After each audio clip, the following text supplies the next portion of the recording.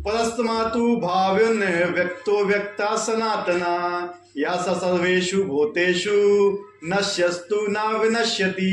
इसके अतिरिक्त एक अव्यक्त प्रकृति है जो शाश्वत है और इस व्यक्त तथा अव्यक्त पदार्थ से परे है। यह परा श्रेष्ठ और कभी ना नाश होने वाली है। जब इस संसार में सब कुछ लय हो जाता है तब भी उसका नाश नहीं होता। तो पहले हमने कितने प्रकार की पहले बताई थी आपको? पिछली बार कितने बार की पहले बताई थी? कितने टाइप की पहले होती है? बोलो। 4 प्रकार की पहले होती है। कितनी? 4 प्रकार की। एक पहले कंटिन्यू होती रहती है, एक पहले हमारी मृत्यु की होती है नैमित्तिक पहले। नैमित्तिक जो ब्रह्मा जी के दिन के अंत में होती है। जब ब्रह्मा जी की रात्रि चालू हो जाती है तो जो ये भूलोक है, भुवरलोक है और जो स्वर्गलोक है, तीनों पानी में डूब जाते हैं। कौन से समुद्र में डूबते हैं? हिंद महासागर में, क्षीर सागर में, गर्भोदक सागर में। किसमें? गर्भोदक सागर में, जिसमें नारायण विश्राम करते हैं। उस सागर में कौन से लोग डूबते हैं? 3, भूलोक, भुवरलोक और स्वर्गलोक। इनके ऊपर पानी नहीं जाता है। ठीक है। डूबने से पहले क्या होता है? जिस समय ब्रह्मा जी की रात्रि आती है, जो लास्ट कलयुग होता है, ठीक है, उसमें शेषनाग जी को बहुत गुस्सा आती है। किसको आते है गुस्सा? शेषनाग जी को, कि इतना पूरा दिन निकल गया और जो जीव भेजे गए थे भगवत साक्षात्कार के लिए, इनने अभी तक भगवान की शरण नहीं ली। तो उनको गुस्सा आता है। उनके मुंह से क्या निकलती है? अग्नि। और 1000 वर्ष तक ना तो बारिश होती है ना कुछ भी होता है। समुद्र भी सूख जाते हैं। क्या होता है? समुद्र भी सूख जाते हैं। एक आदमी दूसरे आदमी को खाने लगता है। जब बारिश नहीं होगी तो क्या होगा? खून पीने लगते हैं। कलयुग की ये जो लास्ट होता है ना, इस टाइप का होता है। वो खून पीने लगते हैं एक दूसरे का प्यास बुझाने के लिए। मनुष्य एक दूसरे को खाने लगते हैं, क्योंकि जब कुछ खाने को नहीं हो तो क्या खाएंगे वो। और जब ये होता है उस समय फिर अग्नि निकलती है और पूरा ये जलने लगता है और जलता रहता है। फिर उसके बाद 1000 साल तक कंटिन्यू बारिश होती है और फिर ये 3 लोग पूरे गर्भोदक ओशन में डूब जाते हैं। तो इसका तो प्रलय हो जाता है। लेकिन भगवान बता रहे हैं कौन सी सृष्टि के बारे में? आध्यात्मिक सृष्टि के बारे में, जो भगवान की सृष्टि है, जो हमेशा रहती है, वो कभी नाश नहीं होती। कृष्ण की पराशक्ति दिव्य और शाश्वत है। ये उस भौतिक प्रकृति के समस्त परिवर्तनों से परे, जो ब्रह्मा जी के दिन के समय व्यक्त तथा रात्रि के समय विनष्ट होती रहती है। कृष्ण की पराशक्ति भौतिक प्रकृति गुण से सर्वथा विपरीत है। परा तथा अपरा प्रकृति की व्याख्या 7वें अध्याय में हुई है। परा और अपरा, इससे क्या समझते हैं? परा प्रकृति और अपरा प्रकृति। एक परा प्रकृति है, एक अपरा प्रकृति है भगवान की। बताइए, जो लोग यहाँ आ रहे हैं 2-2, 3-3 साल से हैं, तो आप बताइए। पराशक्ति है वो भगवान की, ठीक है, 5 तत्व आते हैं और आप 3 तत्व बनाते हैं। हाँ। जो पराशक्ति है वो भगवान की आध्यात्मिक अंतरंगा शक्ति है। चलो कुछ हद तक सही है। और बताइए, और कोई बताएगा? मुख्यतः जितनी भी चीजें सब भगवान की शक्तियां हैं। यहां पे एक चीज समझ जाइए, चेतन और अचेतन। चेतन मतलब क्या होता है? जिसमें चेतना होती है। वो अचेतन जिसमें चेतना नहीं होती। पदार्थ में कोई चेतना नहीं होती है। पृथ्वी, अग्नि, जल, वायु, आकाश, कोई चेतना नहीं है इसमें। चेतना किसमें? हम क्या हैं? चेतन है, जीव है। लेकिन ना तो हम भगवान की उसमें आते हैं प्रकृति में, ना इसमें। हम बीच में आते हैं। कौन से? बीच में। एक बद्ध जीव होते हैं, एक नित्यमुख जीव होते हैं। ठीक है। हम तटस्थ प्रकृति हैं भगवान की। क्या है? एक भौतिक प्रकृति होती है, एक आध्यात्मिक प्रकृति बीच की होती है। यानी हमारे अंदर ये स्वतंत्रता दी है भगवान ने, तो हम भगवान की शरण में जाएं या फिर माया की शरण में जाएं, ये हमारे ऊपर है। भगवान हमसे प्रेम करते हैं, इसलिए उनने हमारी स्वतंत्रता को बाधित नहीं किया हुआ है। उनने कहा जो तुम्हारी इच्छा है वो तुम कीजिए। अगर भगवान बाधित करेंगे हमारी स्वतंत्रता को, वो कहेंगे हमारे हिसाब से चलो, तो फिर उसमें प्रेम नहीं हो जाता है। क्या प्रेम नहीं होता है? बहुत से लोग पूछते हैं कि भगवान ने ये जगत क्यों बनाया है? क्यों बनाया भगवान ने ये जगत? हमारी इच्छा की पूर्ति करने के लिए। हमने करोड़ों इच्छाएं की हुई हैं, और जब तक हमारे हृदय में एक भी इच्छा बची रहेगी, एक सिंगल इच्छा भी बची रहेगी पूरी करने के लिए, तब तक हमें फिर से जन्म लेना पड़ेगा। वो जन्म हम यहीं लेंगे जब तक इच्छाएं हैं। लेकिन इच्छा अगर हो, इच्छा कभी मारी नहीं जा सकती है।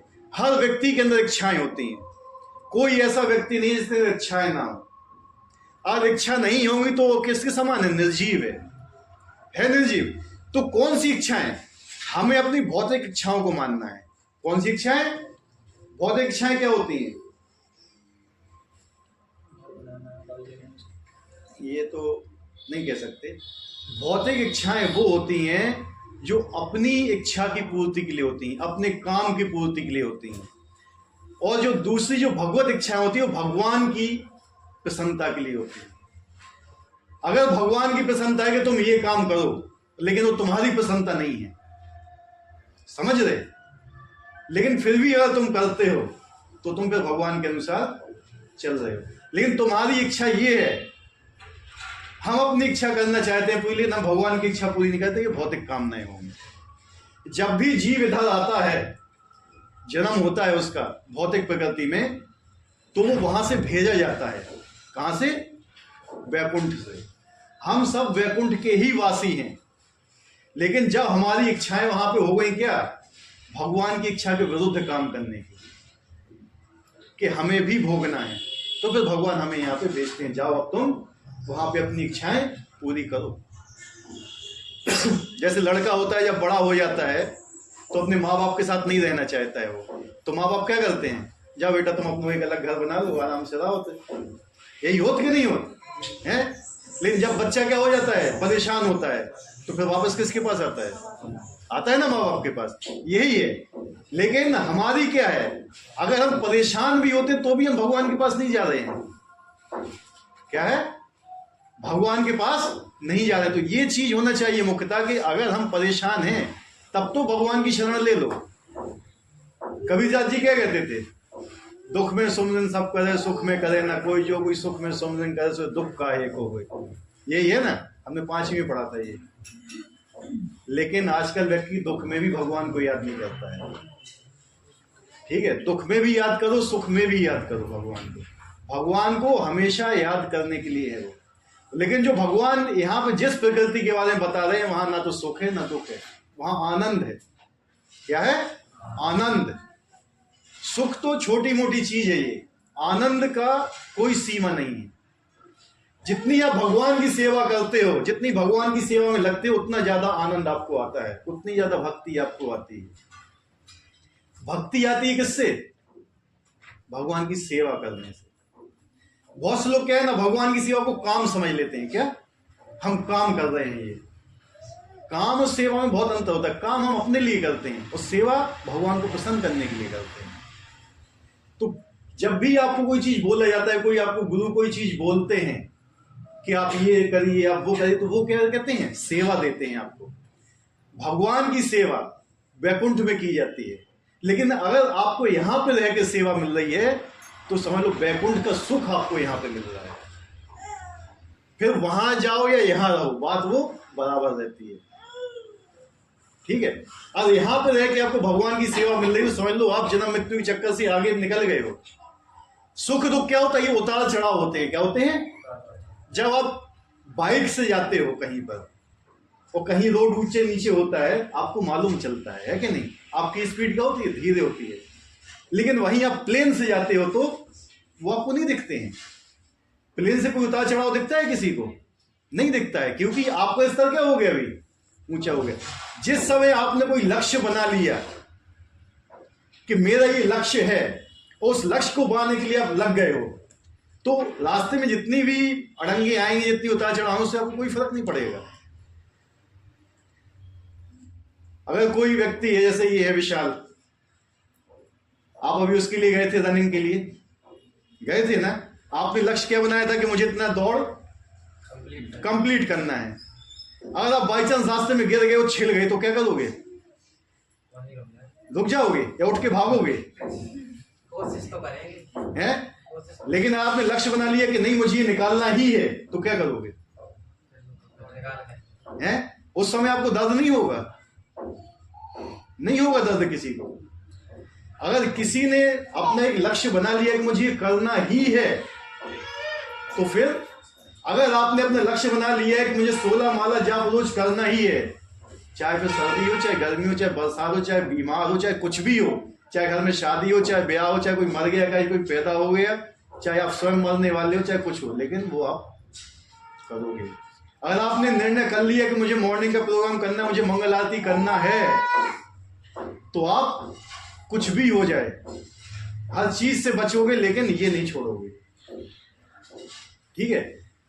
तो ये चीजें भगवान अपनी प्रकृति के बारे में बता रहे हैं कि मेरी प्रकृति कैसी है, जहां पे ना तो सुख है ना दुख है, द्वैत से परे है। ये यहां पे हमें 4 प्रकार के कष्ट होते हैं।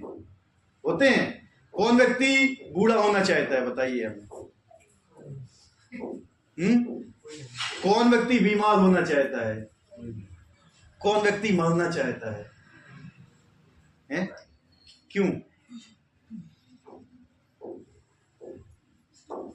क्यों नहीं बूढ़ा होना चाहते हो? क्यों नहीं मरना चाहते हो? क्यों बीमार नहीं होना चाहते हो?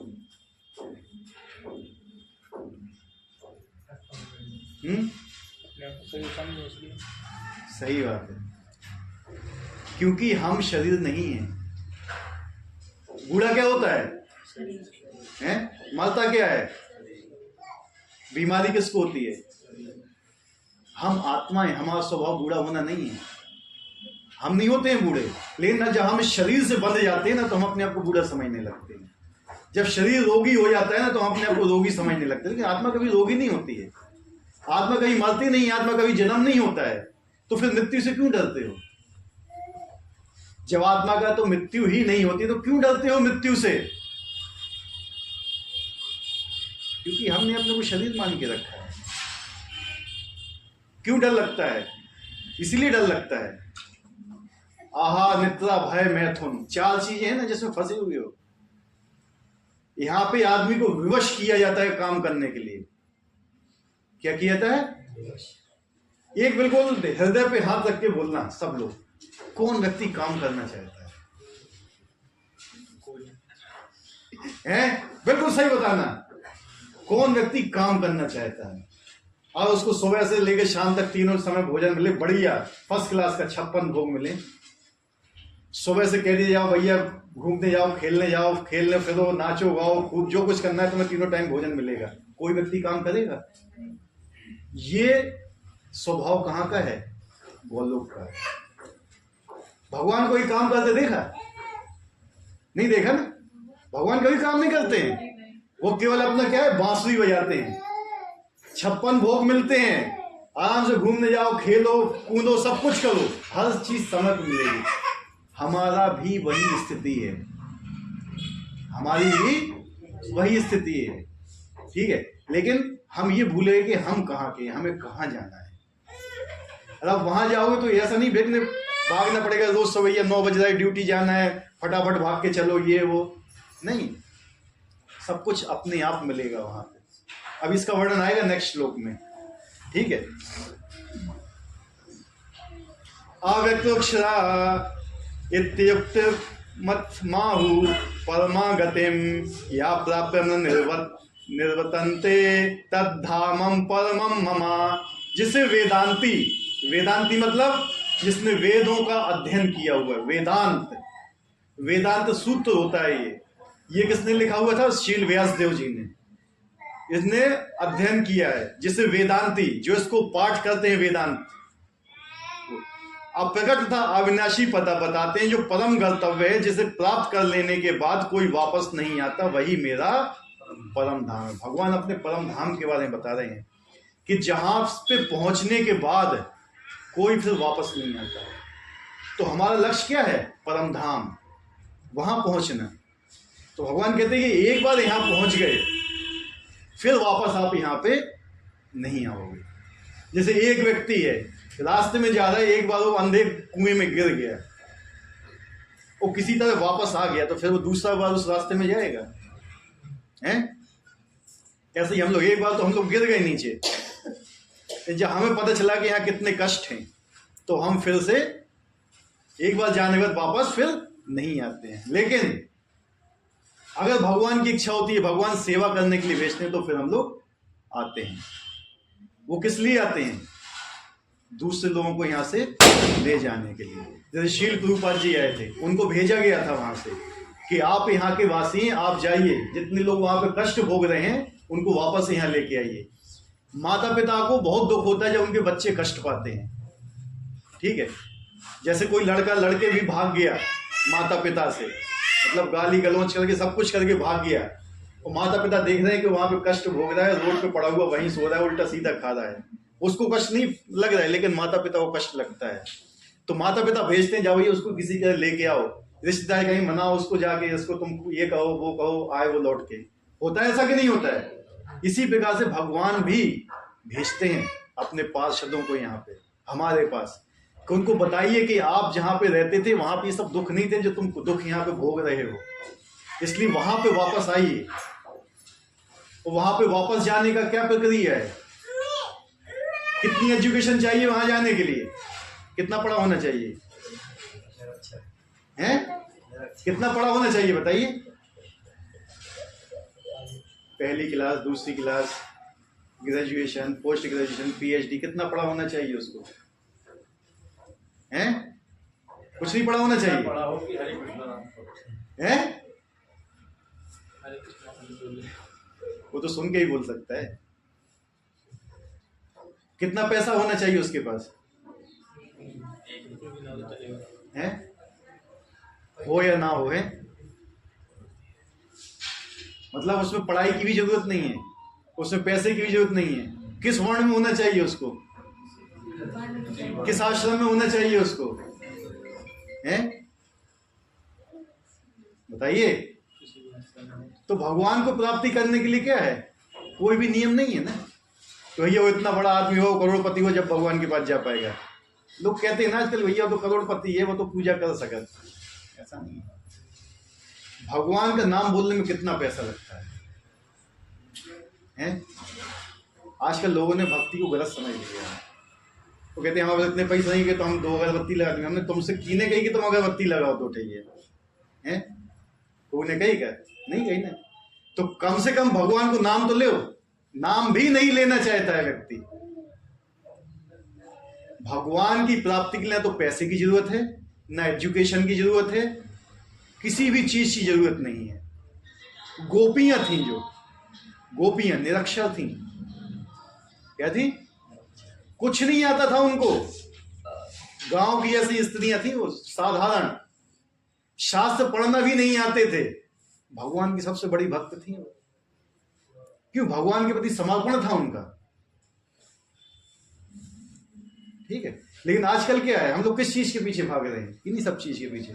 मैं ब्राह्मण हूं, मैं क्षत्रिय हूं, मैं हिंदू हूं, मैं मुसलमान हूं, मैं फलाना हूं, मैं ठिकाना हूं, मैं इतना पढ़ा लिखा हूं। क्या इससे भगवान मिलेंगे? भगवान कहते ना तो मैं दान से मिलता हूं, ना तपस्या से मिलता हूं, ना वेदों के अध्ययन से मिलता हूं, ना मैं धाम में जाके रहने से मिलता हूं। अगर धाम में जाकर रहने से मिलते तो जितने प्रयाग सब स्वर्ग में पहुंचते क्या? जितनी मछलियां समुद्र गंगा जी में है क्या वो सब तर जाती हैं क्या? हैं? बताइए।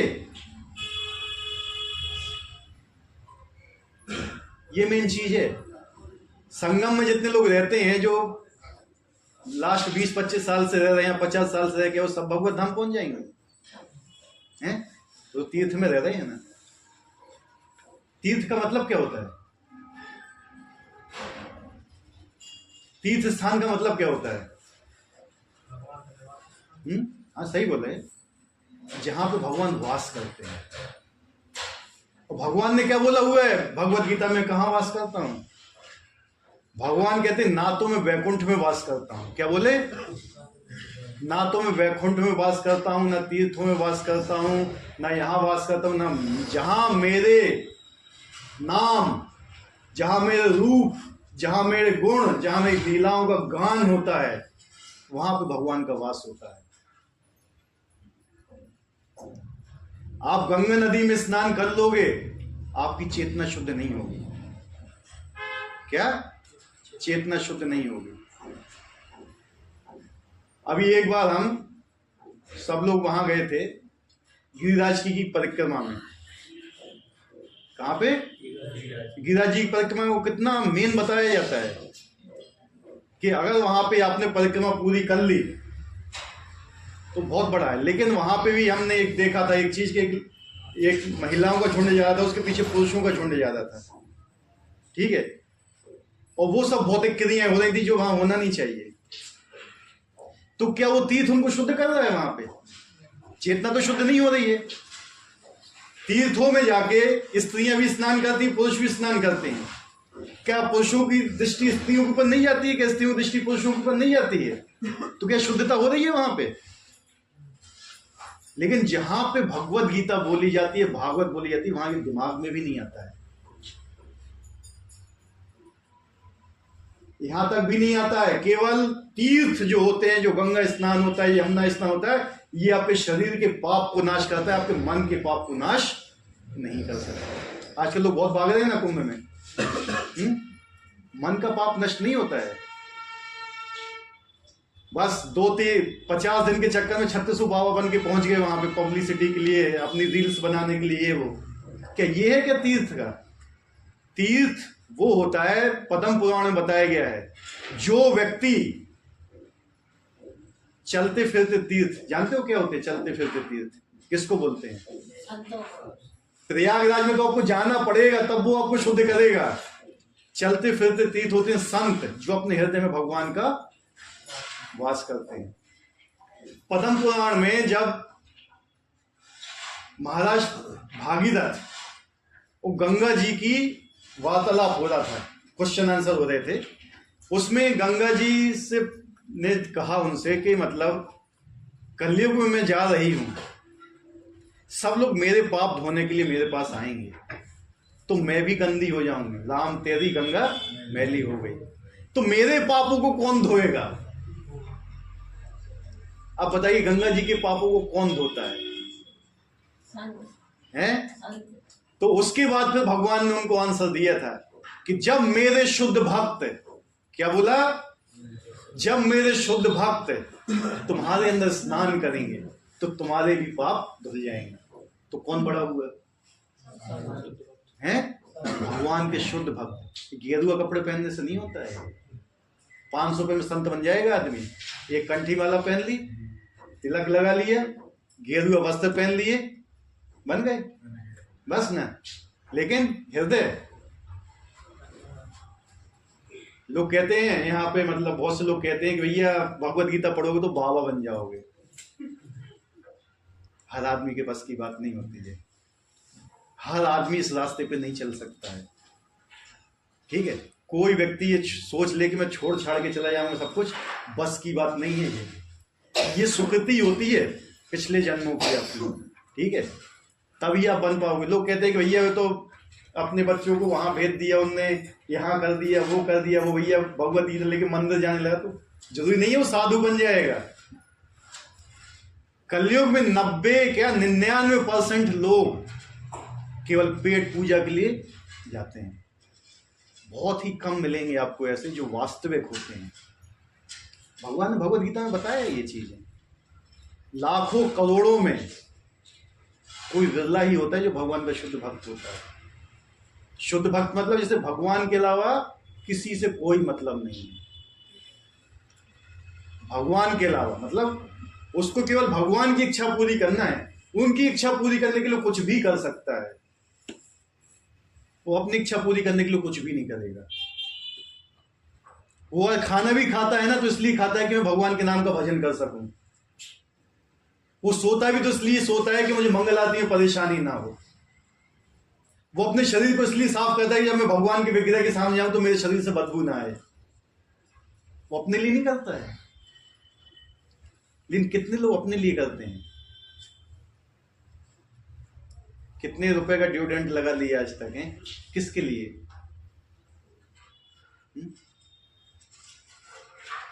देखो ये जो भक्ति चीज है ना, ये एक बहुत अलग चीज है, बहुत ही एक अलग मार्ग है ये। इसके लिए आपको किसी चीज की जरूरत नहीं है भगवान को प्राप्त करने के लिए। अगर आप भक्ति के मार्ग पे चल दिए ना, तो भगवान वहां से आपके पास आएंगे आपको लेने के लिए। लेकिन आपने अगर कोई और दूसरा मार्ग पकड़ लिया, तो फिर आपको अपनी दम से जाना पड़ेगा, और आप अपनी दम से चलोगे ना, तो इस रास्ते में कभी सफल नहीं हो पाओगे, क्योंकि इतनी शक्ति आपके पास है नहीं कि आप माया को पछाड़ सको। माया एक फूंक मारेगी तो उड़ के ऐसी जगह गिरोगे, दूसरी बार लौट के नहीं आओगे। लेकिन अगर उसी पत्ते पर जो आप, उसी के ऊपर भगवान ने अपने चरण रख दिए ना, तो माया इतनी भी आंधी लेके आए तो आप हिल नहीं पाओगे, हिला नहीं पाएगा कोई आपको। तो हमें भगवान के चरण को पकड़ना है सीधा। ये है भक्ति मेन चीज। आप सोचते हो कि मैंने इतने बड़े बड़े यज्ञ करा दिए, वो करा दिए, फलाना करा दिए, इससे केवल ब्रह्मा की पोस्ट तक पहुंच पाओगे। होता है ब्रह्मा जी के भी 100 वर्ष पूरे होते हैं, वो भी मर जाते हैं, उनकी मृत्यु होती है ब्रह्मा जी की। और ब्रह्मा जी का जीवन कितना बताया गया? जितना एक बिजली चमकती है, बस इतनी जीवन है ब्रह्मा जी का भी। तो हमारा कितना हो गया? उसी जीवन में भी हम भगवान का नाम नहीं ले पा रहे हैं। यहां पे जरा जरा सी चीजों के पीछे लोग ऐसे भागते हैं, लेकिन जो परम चीज है, छोटी सी नौकरी के पीछे लोग अपना पूरा जिंदगी दांव पे लगा देते हैं। लेकिन जो भगवत धाम है, वहां पहुंचने के लिए कोई भी प्रयास नहीं, 1% प्रयास नहीं। यहां पे रहने के लिए इतना होना चाहिए कि हमारा जीवन सर्वाइव हो जाए। क्या सर्वाइव? निर्वाह होना चाहिए हमारा जीवन। That's all. इससे ज्यादा हमें किसी चीज की जरूरत नहीं है। क्या कोई जब बाहर घूमने जाता है तो पूरा घर वाला अपने साथ लेके जाता है? उतना सामान लेके जाते हैं जिसमें आप वहां पे जाके निर्वाह कर सको? बताइए। या कोई यार कोई कहीं टूरिस्ट प्लेस पे जा रहा है घूमने के लिए, पूरा ट्रक भर के लेके जाएगा कि भैया मैं पूरा ट्रक भर के लेके जा रहा हूं, वहां पे रहूंगा, फिर जब वहां से आऊंगा तो पूरा ट्रक भर के अपने घर पे ले आऊंगा? या उतना सामान लेके जाता है जितने में उसका काम चल जाए। तो हम जब वहां से यहां पे आए हुए, तो उतना सामान अपने पास रखो जिसमें हमारा काम चले, क्योंकि हम यहाँ के है ही नहीं। इसको बताएगा धर्मशाला। क्या बताएगा? धर्मशाला। जैसे धर्मशाला में रहते हो ना, वैसे यहां भी रहना चाहिए। धर्मशाला में कोई एसी लगवाता है अपना जाके कि मैं धर्मशाला जा रहा हूं, मैं अपना एसी लगवा लूंगा, है? लेकिन यहां पे देखिए, क्योंकि हम भूल चुके हैं कि वास्तविकता क्या है। हम इसको मान चुके हैं कि हमारे साथ हमेशा रहेगा, हम यहाँ पे हमेशा रहने वाले हैं। ऐसा नहीं है, हम यहाँ पे हमेशा रहने वाले नहीं हैं। हम जिस घर को आज अपना समझते हैं वो कल किसी दूसरे का होगा, इससे पहले किसी और का था। ठीक है, लेकिन हमने, हमारा एक मिसकंसेप्शन क्या है, हमारा भ्रम क्या है कि ये मेरा है, मैं और मेरा के चक्कर में हम फंसे हुए हैं। क्या हमारा किसी एक कंकड़ के ऊपर अधिकार है? क्या हम एक कंकड़ भी बना सकते हैं? अगले जो घर तो मैंने बनाओ है? एक कंकड़ का निर्माण कर, एक रेत का निर्माण कर सकते हो? रेत के एक दाने का निर्माण वो भी नहीं कर पाओगे। क्या शक्ति है हमारे अंदर? है? कुछ भी शक्ति नहीं है, 1% भी नहीं है शक्ति, 0.0001% भी शक्ति नहीं है हमारे पास कुछ भी करने की। और हम दोष किससे करते हैं? जिसने सब कुछ हमें दिया हुआ है। हम उसकी शरण नहीं लेना चाहते हैं, और जब वो हमें बुलाते हैं तब भी हम उनके पास नहीं जाना चाहते हैं। एक व्यक्ति होता है जिसको मालूम होता है कि मैं गलत कर रहा हूं, मुझे ये गलत नहीं करना चाहिए। और एक व्यक्ति जो होता है वो गलत जानता है कि मैं गलत कर रहा हूं, लेकिन फिर भी वही चीज करता है। जो नहीं जानता वो अज्ञानी कहलाता है। उसको मालूम नहीं था, लेकिन जानने के बावजूद भी गलत करता है, उसको मूर्ख बोला जाता है। तो अज्ञानी को तो भगवान माफ कर देते हैं, लेकिन मूर्ख को माफ नहीं करते हैं। तो इसलिए भगवान अपने लोगों को भेजते हैं, वो भगवान अपने वहां के बारे में बताते हैं कि मेरा धाम कैसा है। वो भगवान इस श्लोक में बता रहे हैं कि मेरा धाम ऐसा है जहां से फिर तुम वापस यहाँ पे कचरे में नहीं आओगे। तो अभी उस धाम का वर्णन यहाँ पर किया गया है। ब्रह्म संहिता में भगवान कृष्ण के परम धाम को चिंतामणि धाम कहा गया है। चिंतामणि, चिंतामणि का मतलब क्या होता है? जो चिंतन करो प्रकट कर देगा। बिल्कुल सही बात। वहां पे आपको कोई चिंता नहीं है, जो आप सोचोगे वो आपके सामने उपस्थित हो जाएगा। चिंतामणि धाम, आपको जो भी चीज चाहिए वो आपको मिल जाएगी वहां पे, सोचने मात्र से। कहीं आपको कुछ काम करने की जरूरत नहीं है वहां पे। जो ऐसा स्थान है जहां सारी इच्छाएं पूरी होती हैं। कैसी इच्छाएं? सारी इच्छाएं पूरी होती हैं। भगवान कृष्ण का परम धाम गोलोक वृंदावन कहलाता है। क्या कहलाता है? गोलोक वृंदावन। और वह पारसमणि से निर्मित प्रसादों से युक्त है। वहां के महल कैसे बने हुए हैं? काय से बने हुए? ईंट से। पारसमणि, पारसमणि क्या होता है जानते हो? हैं? लोहे को छुला दिया जाए तो लोहा भी सोना बन जाएगा। तो उसके पत्थरों से वहां की बने हुए हैं वो महल, जिसमें रहोगे वहां पे जाके। यहाँ पे ईंटों से पुट्टी करा ली भैया, एक डिजाइन बना लिया, पीओपी करा लिया, हाँ देखो हमारा कितना अच्छा है। नहीं, चमकती है वो रात। पारसमणि है, जो पारसमणि के बने हुए घर है वहां पर। वहां पर वृक्ष भी जिन्हें कल्प तरु कहा जाता है, जो इच्छा होने पर किसी भी तरह का खाद्य पदार्थ प्रदान करने वाले। यहाँ पे जो आम का वृक्ष होता है, ये आपको आम कब देता है? गर्मियों में। सर्दी में तो देगा नहीं, लेकिन अगर आपकी वहां पे इच्छा सर्दियों में भी खाने की हो गई ना, तो वो आम आपको देगा। ठीक है, मांगने मत, उसके पास चले जाइए, हमें आम चाहिए, आपको आम मिल जाएगा। उसके लिए ऐसा नहीं है कि आप पहले जाके मेहनत करो, पैसा कमाओ, फिर जाके बाजार में देखो उसमें से खराब निकल आया, उसमें भी खट्टा निकल आया। वहां पे ऐसे नहीं है। तो कैसा बोला है? कल्प तरु वहां के वृक्ष हैं। वहां गौएं भी हैं, जिन्हें सुरभि गौएं कहा जाता है। वे अनंत दूध देने वाली होती। अनंत दूध, दूध की भी कोई कमी नहीं है, कोई मिलावट नहीं है दूध में कि भैया डिटर्जेंट का बना हुआ है या इसमें इतनी क्रीम नहीं है, उतनी क्रीम नहीं है। नहीं, जितना भी चाहो अनंत। सुरभि गाय होती है, अनंत दूध देती है। जब भी उससे मांगोगे दूध देगी प्योर। तो जितना पीना हो पियो वहां पे। ठीक है। इस धाम में भगवान की सेवा के लिए लाखों लक्ष्मियां हैं। कितनी लक्ष्मियां हैं? लाखों। कहते हैं कि लक्ष्मी वहां लाइन लगाई रहती है भगवान की सेवा करने के लिए, उनको सेवा नहीं मिलती है। जब उनको सेवा नहीं मिलती है तो कोई कपड़ा उठा के वहां पहुंचने लगती हैं ऐसे ऐसे। भागवत में वर्णन आया हुआ है इसका कि भगवान के धाम को पहुंचने लगती हैं वो, जबकि वहां पे गंदगी नहीं होती है, क्योंकि वो धाम है वो। लेकिन फिर भी कुछ ना कुछ तो करना है भगवान के लिए, नहीं तो है बाहर। तो इसलिए लाखों लक्ष्मी लाइन में खड़ी रहती हैं वहां पे भगवान की सेवा करने के लिए। भगवान का गान गाएंगी, कुछ भगवान के चरण दावेगी, कुछ ना कुछ वो करती रहेंगी। लेकिन जब हमें यहां सेवा मिलती है तो हम भागते हैं। वहां लक्ष्मियां नहीं भाग रही हैं, लेकिन हम भागते हैं। इसका मतलब क्या है? कि हम वहां नहीं जाना चाहते, है कि नहीं मेहरान जी? सही बात है ना? भगवान की सेवा यहां मिले या बैकुंठ में, बात बराबर है, कहीं कोई डिफरेंस नहीं है। कितनी लक्ष्मी है? लाखों। वे आदि भगवान गोविंद तो समस्त कारणों के कारण कहलाते हैं। और जो भगवान है क्या कहलाते हैं? गोविंद, आदि गोविंद। भगवान कृष्ण समस्त कारणों के कारण। भगवान वंशी बजाते रहते हैं, वेणु कणंतम। उनका दिव्य स्वरूप समस्त लोगों में सर्वाधिक आकर्षित है। उनके नेत्र कमल दलों के समान है, उनका शरीर मेघों के वर्ण का है। भगवान क्या बजाते हैं? बंसी। इससे क्या पता चलता है? बंसी बजाते हैं। एक कथा थी ना, एक विदेशी भारत में आया, उससे पूछा गया कि बताओ भगवान कौन है? क्या पूछा गया? भगवान कौन है? तो उन्होंने कहा भगवान श्री कृष्ण ही भगवान है। उन्होंने कहा भैया कैसे? उन्होंने जब हम दुर्गा जी के वहां पे गए तो उनके 10 हाथ थे, वो 10 हाथ में अलग अलग शस्त्र थे।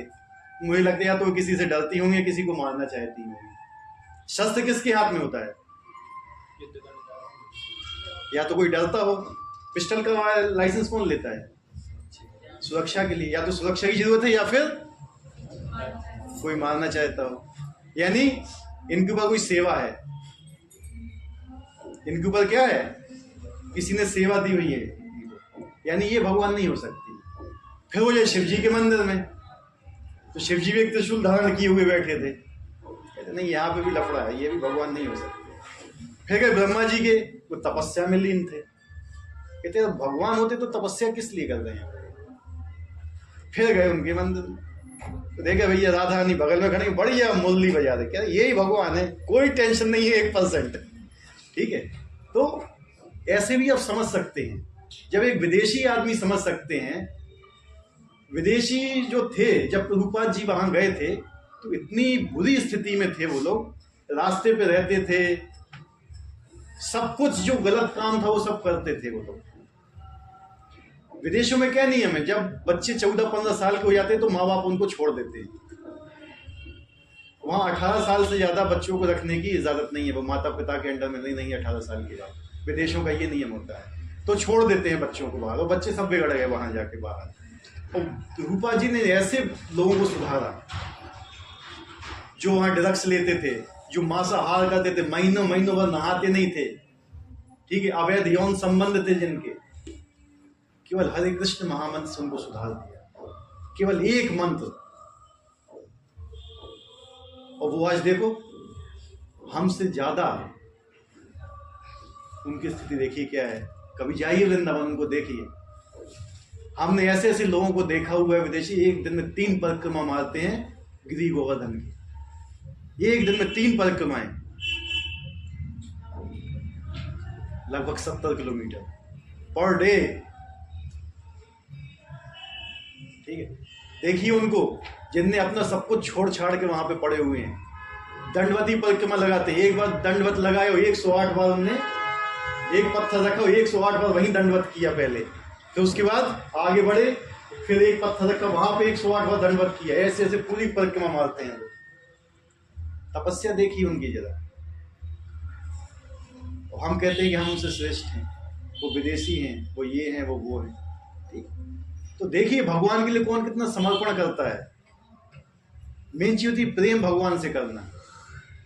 ठीक है, और भगवान से प्रेम आदमी कैसे कर सकता है, जब वो जानता है कि भगवान को क्या चीज पसंद है। जब गोप कुमार थे, जब गोप कुमार गोलोक में गए थे, कथा आती है श्रीमद् भागवतम में, गोप कुमार जब गोलोक वृंदावन गए और भगवान के बगल में बैठे थे प्रसाद पाने के लिए, तो राधा रानी लड्डू बना के लेके आई वहां से। भगवान कृष्ण लड्डू खाए तो अजीब समूह बनाया उनने, कैसा अजीब से, ऐसे अच्छा नहीं लगता ना, मतलब मजाक करते हैं, तो अजीब समूह बनाया। तो वहां पे यशोदा मैया बोल रही है कि भैया ये कैसा लड्डू बना दिया राधा रानी तुमने, कि उनको तो अच्छा ही नहीं लग रहा है, बिल्कुल दूसरा बनाइए। लेकिन जब वही लड्डू गोप कुमार ने खाया तो आनंद से वो भरपूर हो गए। ठीक है, राधा रानी ने गोप कुमार से कहा कि जाओ एक ब्राह्मण है वहां पे मृत्यु लोक में, उसको मेरे पास लेके आओ। राधा रानी सबसे ज्यादा प्रसन्न तब होती हैं जब आप एक जीव आत्मा को जो यहाँ पे फंसी हुई है उनकी शरणों में लेके जाते हो। एक मताई को मोड़ा है लागो, वो सबसे ज्यादा कीहा पसंद करे, को खिलाए पिलाए सब कछु करे, को के पास लेके आए। बताइए सीधा आप लोग, ये जितनी माताएं बैठी हुई वो बताइए, अगर आपको एक बच्चा खो गया, ठीक है, कहीं, और कोई आपको पता चला कि ये व्यक्ति उसको पैसा दे रहा है, ये उसको कंबल दे रहा है, उसको घर दे दी, उसने दवाई दे दी, फलान दे दी, वो वहां पे सही है। लेकिन एक व्यक्ति ऐसा है जिसने उस बच्चे को लाके आपके पास ले आया है, किससे कौन ज्यादा खुश होगा बताइए, किस में ज्यादा खुशी होगी बताइए माता जी आप, हैं किस में ज्यादा खुशी होगी, जो लेके आने वाला है कि नहीं। तो ऐसे ही राधा रानी बहुत खुश होती हैं अगर कोई व्यक्ति जो यहाँ पे भटकी हुई जीवात्माओं को उनके शरण में लेके जाता है। वो हमारा काम भी वही है, जिसको हम लोग क्या बोलते हैं, प्रीचिंग बोलते हैं। क्या बोलते हैं, प्रीचिंग है, दूसरे को ये बताना कि भगवान आपके पिता हैं। अगर हम किसी पूछें आपके पिता कौन है, तो अपने पिताजी का नाम बताएंगे, है कि नहीं। उनके भी कोई पिता है, उनके भी कोई पिता है कि नहीं। लास्ट में सीढ़ी कहां पहुंचेगी, तो परम पिता कौन हो गया, भगवान हुए ना, है कि नहीं। तो सबसे बड़े कौन है, भगवान।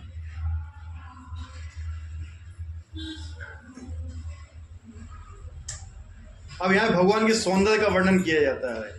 उनका दिव्य स्वरूप समस्त लोगों में सर्वाधिक आकर्षक है। उनके नेत्र कमल दलों के समान है। उनका शरीर मेघों के वर्ण का है। वे इतने रूपवान है कि उनका सौंदर्य हजारों कामदेवों को मात करता है।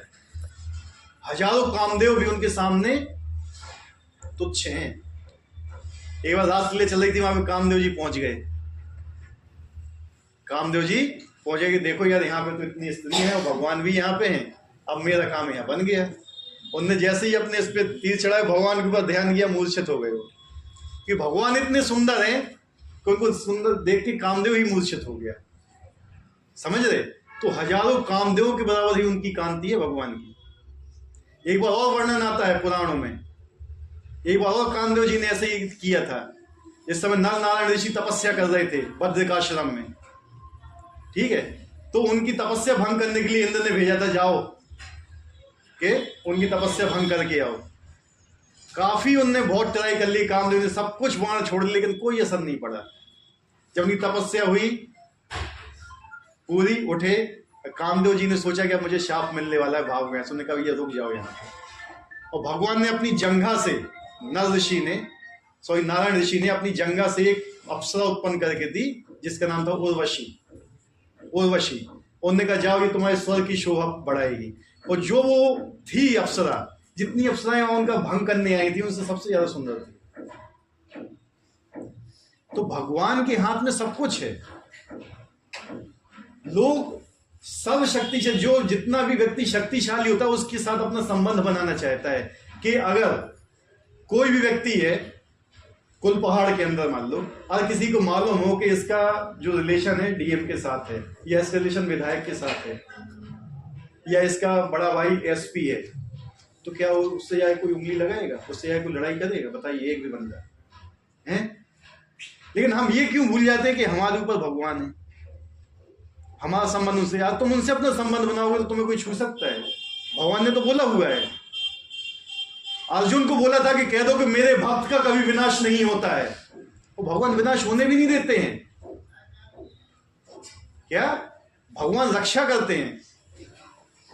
राखे कृष्ण तो मारे के, और मारे कृष्ण तो राखे के। ये मेन चीज है। अगर कृष्ण जिसकी रक्षा करना चाहते हैं, उसको कौन मार सकता है? और कृष्ण इसको मारना चाहते हैं, उसकी कौन रक्षा करना चाहता है? कोई रक्षा नहीं कर सकता। भगवान आ गए, एक बार भगवान ने शस्त्र उठा लिए किसी को मारने के लिए, तो किसी की हिम्मत नहीं कोई बचा ले। जब रावण को मारने के लिए उन्होंने अपना धनुष बाण उठा लिया था, तो कोई नहीं आया था सामने। जब ये नरसिंह देव जी का अवतार कब लिया? हिरण्यकश्यप को मारने के लिए सारे देवी देवता भाग गए थे, ब्रह्मा जी भाग गए थे जिनने वरदान दिया था उनको। यहां पर तो शिव जी भी नहीं आए थे जब रावण को मारा था। जब कंस को मारा तो दुर्गा जी भी बचाने नहीं आई थी। तो कैसे लोगों की भक्ति कर रहे हो? एक भगवान का भक्त बता दो जिसको किसी ने हाथ लगा दिया। 18 दिन महाभारत का युद्ध चला था। एक तरफ 7 अक्षणी सेना थी, तरफ 11 अक्षणी सेना थी। पूरे पांडव 5 ही थे केवल, और कुछ इनके साथ छोटे मोटे थे। लेकिन वहां पे देखो दूसरी तरफ पांडव के, वो कौरवों की तरफ कितनी बड़ी सेना थी। एक से एक बड़े वीर थे। भीष्म देव किसके वो थे? ये शिष्य परशुराम जी के। द्रोणाचार्य यही परशुराम जी के शिष्य थे। भीष्म देव ने स्वर्ग में जाके विद्या ग्रहण की थी। भीष्म देव जी ने स्वर्ग में जाके विद्या ग्रहण की थी, शस्त्रों की। ठीक है। कर्ण बहुत पावरफुल था। और भी थे वहां पे, कृपाचार्य भी थे, काफी लोग थे। क्या अर्जुन को कोई छू पाया? पांडवों को कोई हाथ लगा पाया? नहीं, कुछ भी नहीं कर पाया उनका। क्यों? क्योंकि भगवान ने कहा था कि ये बचेंगे। और सब के सब जितने वहां पे कहते थे कि भीष्म जो ये थे, मतलब द्रोणाचार्य, जब तक ये इच्छा नहीं करेंगे इनको कोई मान नहीं सकता है। भीष्म देव इच्छा मृत्यु का वरदान था। अश्वत्थामा अमर था। कृपाचार्य अमर थे, फिर भी हार गए। तो देखिए कि आपके साथ कौन है, आपके साथ किसकी शक्ति है। वही सर्वशक्तिमान आपको बुला रहा है कि मेरे पास आओ आप।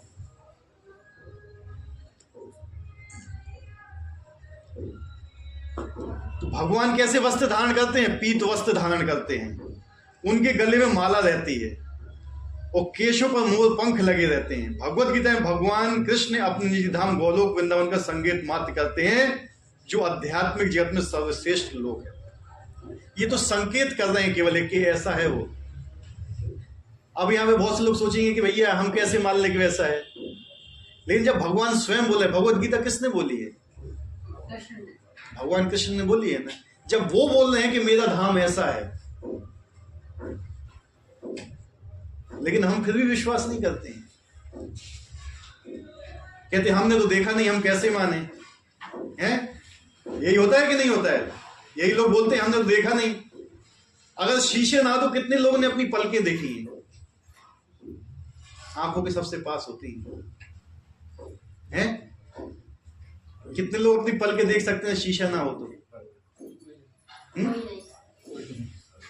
फिर भी मानते हो?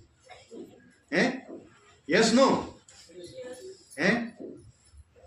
चाइना पास या चांद पास है? मैं चाइना देखा है आपने? फिर कैसे पास बोल रहे हो उसको?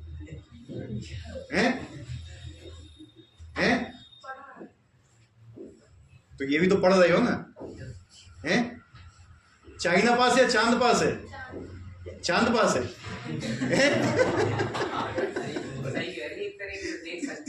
देख सकते हो लेकिन पास नहीं है ना। तो मतलब हर चीज जो देखी जाती है ना वो सही नहीं होती है। हर चीज जो देखी जाती है वो सही नहीं होती है। किसी ने अपने फादर को भी नहीं देखा है ना, नहीं देखा है, बताया है ना। माँ ने बताया कि तुम्हारे पिता हैं। Yes no? मानते हो? लेकिन देखा तो नहीं है ना। तो जो चीज हम देखते नहीं है क्या वो होती नहीं है क्या? बुद्धि को देखा है, मन को देखा है, होता है नहीं होता है? हैं? तो लोग कहते हैं ना कि हमने तो भगवान को देखो नहीं, हम कैसे मान लें? ठीक है, इस तार के अंदर बिजली घूमती है, बिजली बहती है, बिजली किसी ने देखी है? नहीं देखी, लेकिन होती है ना। तो बहुत सी चीज ऐसी होती हैं जो हम देखते नहीं है, बहुत सी चीज होती है जो हम सुन नहीं सकते हैं लेकिन होती हैं, बहुत सी चीज ऐसी होती है जो हम महसूस नहीं कर पाते लेकिन होती हैं। आग के अंगारे को ऐसे ऐसे चिकाओ, आपको नहीं जलोगे क्या? वो गर्म नहीं है? हैं? चाय पीने के पहले एक रसगुल्ला खा लो, चाय मीठी नहीं लगेगी? चाय मीठी नहीं होती है क्या? हैं? तो क्या मीठी नहीं है वो? तो बहुत सी चीजें ऐसी होती हैं कि जो हमें महसूस नहीं होता लेकिन होती हैं। लेकिन हम क्या बोलते हैं? नहीं यार हम नहीं देखेंगे तो नहीं देखते हैं। यहाँ साइंस के स्टूडेंट कौन है? हैं? सभी है ना। हमारी आंखों की कैपेसिटी कितनी है देखने की? हैं? कहां से कहां तक? वो तो देखने की होती है, डिस्टेंस होती है। उसके पास का भी आप नहीं देखते, उसके दूर का भी देखने मुश्किल होगी, लेकिन होता है ना। एक वेवलेंथ होती है मेनली, ठीक है। एक होता है अल्ट्रावायलेट होता है, एक होता है इंफ्रारेड होता है, उसके बीच में विजिबल होता है कि नहीं? हम वही देख सकते हैं। क्या परा बैग नहीं देख सकते हो? लेकिन होती है ना। आप फिर कह दो कि नहीं होती है, हम नहीं देख पा रहे, ऐसा होता है? या कोई इंफ्रारेड चीज हो गई, वो भी होती है लेकिन आप तो नहीं देख पा रहे। तो जरूरी नहीं है कि जो हम अपनी आंखों से देखें वही चीज होती है। हमारी सुनने की शक्ति कितनी है? 20 हर्ट्ज से 20,000 हर्ट्ज तक, राइट रॉन्ग? 20 से कम हर्ट्ज की जो आवाज होती है वो हमें नहीं सुनाई देती है, तो क्या होती नहीं है? तुम कहते हो हमें तो सुनाई नहीं दिया है, हम नहीं मानेंगे। या 20,000 हर्ट्ज से ऊपर की जो आवाज होती है वो भी हमें सुनाई देती है, वो अल्ट्रासोनिक होती है कि नहीं? लेकिन होती है ना। बहुत सी चीजें होती हैं जो हम स्पर्श भी करते हैं लेकिन हमें पता नहीं चलता है, लेकिन वो भी होती हैं। तो हमारी इंद्रियां क्या है? ये अपूर्ण है, सीमित है, लिमिटेड है। हमें लिमिटेड शक्ति दी हुई है बस, और हम उन्हीं लिमिटेड चीज से हम जो सर्वव्यापक है उसको नहीं समझ सकते हैं। हमारी बुद्धि भी इतनी ज्यादा वो नहीं है कि हम भगवान को समझ सकें। लेकिन भगवान हमारे पास ऐसे लोगों को भेजते हैं जिससे हम उनको समझ सकें। तो ये चीज हमें समझना चाहिए। जब यहां पे बताया जा रहा है कि भगवान का धाम ऐसा है, वहां से आके लोगों ने बताया कि यहाँ का भगवान का धाम ऐसा है, तो हमें उसको मानना चाहिए। शास्त्र क्या है? हमारी माता है। क्या है? और माता ही पिता के बारे में बता सकती है। माता के अलावा कोई ऐसा कोई भी प्रूफ नहीं है जो पिता को प्रूफ कर सके। वो यही माता बताती है तुम्हारे पिता कौन है, भगवान कृष्ण। कोई भी शास्त्र उठा के देख लो, यही मिलेगा लास्ट पॉइंट आपको। इसका विशद वृत्तांत ब्रह्म संहिता में मिलता है। वैदिक ग्रंथ कठोपनिषद 1:3-11 बताते हैं कि भगवान का धाम सर्वश्रेष्ठ है और यही परम धाम है। पुरुषम परमा की चिंता काष्ठा परमा गति। एक बार वहां पहुंचकर फिर से भौतिक संसार में वापस नहीं आना होता। जब आप ऐसी जगह जाओगे तो कहीं से वापस आने की जरूरत है? फिर आना चाहोगे? कोई आदमी कश्मीर दार्जिलिंग चला जाता है, वहां से तो आना नहीं चाहता है। कहे गया कोई कश्मीर दार्जिलिंग वगैरह है? कैसा लगता है वहां पे? सुना है ना, लेकिन आपको पता चल गया कि आपकी वहां नौकरी लग गई है, घर भी मिल गया, तो हैं बस जाओगे ना, है कि नहीं है? हाँ, वहीं ब्याह कर लो, वहीं पर रहने लो, फिर आना चाहोगे इधर पे? नहीं ना, मन नहीं कर। लेकिन जब पता चल रहा है कि परम धाम ऐसा है, देखा तो नहीं है आपने दार्जिलिंग, लेकिन आपने सुना तो है ना। लेकिन ये भी नहीं देखा, लेकिन आप सुन तो रहे हो ना वहां के बारे में कैसा है। लेकिन जब वहां चले जाओगे आप, तो फिर वहां से आना चाहोगे ना। तो कोई काम करने का जरूरत है, सुबह से शाम को खेलो कूदो, आराम से एक विमान मिलेगा, घूमते रहो, बिजली गति से तेज उड़ता है, कहीं पे भी घूमो फिरो। यहाँ पे बाइक चलाते हो 80 की स्पीड पे ज़्यादा है, उसी में एक्सीडेंट होने का डर रहता है, उसी में चालान कटने का डर रहता है, उसी में हेलमेट लगाओ, उसी में पेट्रोल खत्म हो जाएगा, पता नहीं पापा कल पैसा देंगे कि नहीं बाइक चलाने के लिए। वहाँ पे ऐसा कुछ नहीं है। वहाँ पे जो भी विमान होते हैं ना, मंत्रों की शक्ति से चलते हैं, कभी एक्सीडेंट नहीं होता है उनमें, वो बिजली की गति से तेज चलते हैं। उसमें वो अपनी पत्नियों के साथ बैठेंगे, पति पत्नी सब भगवान की कीर्ति गान करेंगे। कहीं पे भी घूमो, वहीं पे भी आपको सब कुछ मिलेगा, खाने को पीने को, हर चीज। कोई काम करने की जरूरत नहीं है, कोई मंगल आरती करने की जरूरत नहीं है, कोई माला जाप करने की जरूरत नहीं है। इसी से डर लगता है ना, क्यों विशाल तन में है? और माला जाप से बचना है तो वहां पहुंच जाओ, नहीं करना पड़ेगी जाप फिर ज्यादा है। कृष्ण का परम धाम तथा स्वयं कृष्ण अभिन्न है, क्योंकि ये दोनों एक से गुण वाले हैं। आध्यात्मिक आकाश में स्थित इस गोलोक वृंदावन की प्रतिकृति, वृंदावन इस पृथ्वी पर दिल्ली से 90 मील दक्षिण पूर्व में स्थित। वृंदावन धाम और गोलोक वृंदावन में कोई अंतर नहीं है। आपको देखने की दृष्टि होना चाहिए बस। अगर आप उसको भौतिक दृष्टि से देखोगे तो आपको भौतिक लगेगा, लेकिन अगर जब उसको परमार्थ की दृष्टि से देखोगे, दिव्य दृष्टि से देखोगे, तो आपको आज भी वो चिंतामणि धाम लगेगा। वहाँ के घर, वहाँ के महल, वहाँ के वृक्ष, वहाँ की लताएं सब दिव्य लगेगी। लेकिन उस स्थिति पे पहुँचना पड़ता है। वहाँ पे आज भी ऐसे लोग जिनको ऐसे दर्शन होते हैं। ऐसे दर्शन श्री रूप गोस्वामी ने कराए थे अकबर को। किसको कराए थे? अकबर को। रूप गोस्वामी थे शायद, कोई और संत थे, नाम नहीं याद आ रहा, नाम याद नहीं आ रहा मुझे। कोई एक संत थे, उनने दर्शन कराए थे अकबर को। जब वो वहां पे कर रहे थे, तपस्या अपनी कर रहे थे, तो घाट पे बैठे हुए थे, वृंदावन के घाट पे। कहता मैं तो यहीं रहता हूँ। तो उन्होंने कहा कि मैं आपके लिए चबूतरा बना दूं। अकबर ने क्या बोला कि मैं आपके लिए चबूतरा बना देता हूँ, यहाँ पे आप अपना भजन कीजिए। तुम क्या चबूतरा बनाओगे? इसमें इतनी दिव्य, इतना अच्छा चबूतरा बना हुआ है जिसमें बैठा हुआ हूँ मणियों का, तेरे खजाने में इतना पैसा वो नहीं होगा धन के तू बना सके इसका। मैंने कहा क्या बोल रहे हो तुम? मैंने कहा चल मैं दिखाता हूँ तुझे।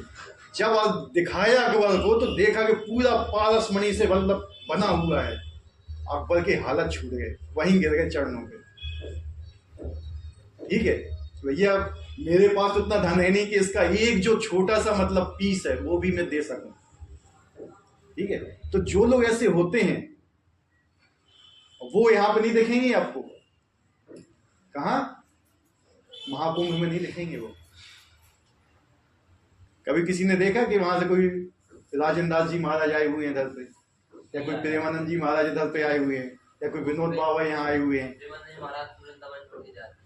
क्यों नहीं जाते?